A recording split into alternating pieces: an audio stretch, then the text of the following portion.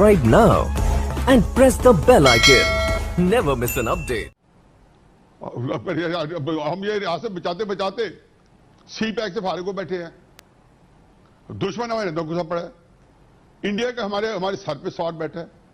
1971 में पाकिस्तान टूटा तो बताया गया कि ये शेख मुजीब, भुट्टो और इंदिरा गांधी ने तोड़ा है। मैं भी यही समझा, 18-19 साल का था मैं।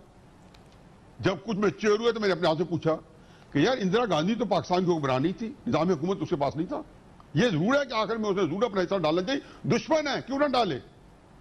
मैंने लेकिन भुट्टो तो जेल में था, क्या ये खान आके छोड़ा? अयूब खान को तो कभी यही निजाम रहा और फिर इक़्तिदार में नहीं थे। तो इसके अलावा भी कुछ था, कोई छोटा वाकया था कि पाकिस्तान टूटा, एक तहकीक करवाई है, कागल के अंदर वो तहकीक करवाई है। ये चीजें ऐसी हैं ठीक कि अगर ये बात करेंगे तो जिसको मैं कहता हूं सीना को भी है।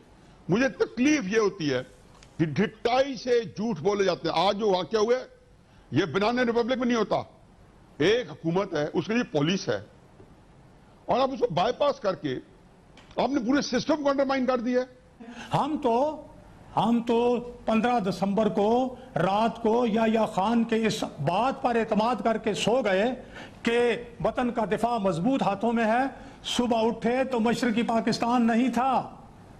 हम सो गए ज़ियाउल हक की इस बात पर एतमाद करके कि हमने रूस को शिकस्त दे रहे हैं। जुलाई 1982 को सुबह उठे, सियाचिन इंडिया ले गया था।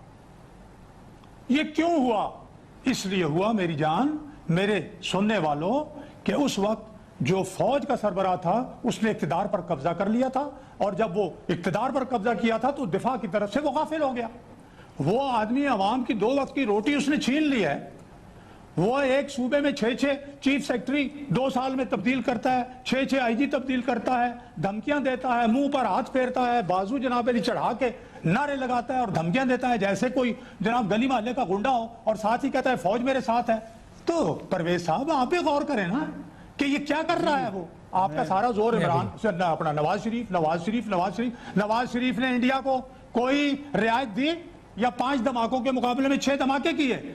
इंडिया ने मुखालफत की, अमेरिका ने मुखालफत की, सी पैक नवाज शरीफ ने बना के दिया और इसके अलावा जो कुछ किया वो सब सामने है। कहीं रियायत दी, कहीं नवाज शरीफ ने ये मोदी को वोट दिया कि सलामती कौंसिल का इंडिया मेंबर बन जाए, या इमरान खान ने दिया और इमरान खान कहता है फौज मेरे साथ है। तो इसका मतलब ये हुआ कि जो वोट दिया है इंडिया को, खुदा न खास्ता फौज के कहने पे दिया है या फौज इसमें भी साथ है, फौज को बदनाम इमरान खान कर रहा है। और 30 जून 2020 में 113 अरब डॉलर, एक साल में 17 अरब डॉलर का इजाफा हुआ है। जबकि हम सितंबर 2018 के हवाले से बात करें तो वो काफी पीछे था, जो कि बैरूनी कर्जे 96 अरब डॉलर बताए जाते हैं। अब इस सिचुएशन में हमारे पास सवाल ये उठता है कि जिस तरह से कर्जों पर कर्जे लिए जा रहे हैं, बैरूनी कर्जों में इजाफा दिन ब दिन हो रहा है, क्या कर्ज के मामले को हुकूमतें संजीदगी से नहीं लेती हैं? यही वजह है कि कर्ज चढ़ा लेती हैं लेकिन ये मालूम नहीं होता कि इसको पे बैक किस तरह से करना है। आपको ये बताती चलूं कि G20, हम FATF की वाइट लिस्टिंग की अक्सर बात करते रहते हैं। जी। G20 ने इस वक्त जो गरीब तरीन ममालिक हैं, जो सबसे ज्यादा स्ट्रगल कर रहे हैं, उनके लिए कर्जे का अनाउंसमेंट किया और उसमें ये जानकर हैरत भी होती है, तकलीफ भी होती है कि पाकिस्तान इसके लिए क्वालिफाई कर गया। इसमें पाकिस्तान की साख को इंटरनेशनली बहुत ज्यादा नुकसान पहुंचता है क्योंकि after all we are way better than many of the African countries. उनकी इकोनॉमिक हालतों से हम बहुत बेहतर हैं, लेकिन जब हम ना सिर्फ रिलीफ मांगते हैं, हम कर्जे मांगते हैं, this is really damaging for Pakistan. और ये वो मुद्दा है जिसमें आप किसी तरह भी हुकूमत को डिफेंड नहीं कर सकते। बहुत शॉर्ट टर्म विजन है हमारे पास, लॉन्ग टर्म कोई होप, कोई डायरेक्शन नजर नहीं आ रहा। सिर्फ करप्शन या सिर्फ इन चार्जेस को कि हम बेहतर कर रहे हैं, स्ट्रक्चरल चेंज की कोई बात नहीं कर रहा। ये कर्जे आगे जाके पाकिस्तान के लिए बहुत एक प्रॉब्लमैटिक सिचुएशन में हमें डाल सकते हैं। रंग लाएगी हमारी फाका मस्ती एक दिन। तो फाका मस्ती तो हम मस्त मौला हैं। कर्जे पे कर्जा, कर्जे पे कर्जा, सूद पे सूद, सूद दर सूद, नस्ल दर नस्ल। आप 2008 से आज का तक का ग्राफ निकाल लें, आपको अंदाज़ा हो जाएगा कि हम कितना बड़े बोझ में हैं। कि हम एक साहूकार से कर्ज लेते हैं ज़्यादा इंटरेस्ट रेट के ऊपर और फिर उसको कर्ज वापस करने के लिए दूसरे साहूकार के पास जाते हैं। फिर हम कशकोल निकालते हैं, हम जाते हैं मशरक़ वस्ता में, वो हमें धुतकार देते हैं, कहते हैं हमें पैसे तो चाहिए। फिर वो आपको कुछ कर्ज देते हैं, कुछ उधार देते हैं, कुछ भीख में देते हैं आपको, आपके बैंक में कुछ पैसा रख देते हैं और जब गुस्सा आता है तो कहते हैं पैसे वापस करो हमारे। बात सही है उनकी कि जब पैसे उधार लिए हैं यार तो अकाड़ना किस बात का। ये कौमों की खुद मुख्तारी को रहन रखने के बराबर है। कोई भी हुकूमत, मैं किसी हुकूमत की बात नहीं कर रहा, जिन जिन हुकूमतों ने पाकिस्तान को कर्ज़ों के बोझ में दबाया है, नाम उसके आपके सामने पड़े हुए हैं, वो सब इस बात के ज़िम्मेदार हैं कि उन्होंने कौम को रहन रख दिया है, हमारे बच्चे बच्चे को रहन रख दिया है। अभी जो कर्ज़ा लिया है इन्होंने, क्या किया इस कर्ज़े का? बिल्कुल सही कह रही है सिद्रा, क्या हुआ इस कर्ज़े, क्या कहाँ लगा ये कर्ज़ा?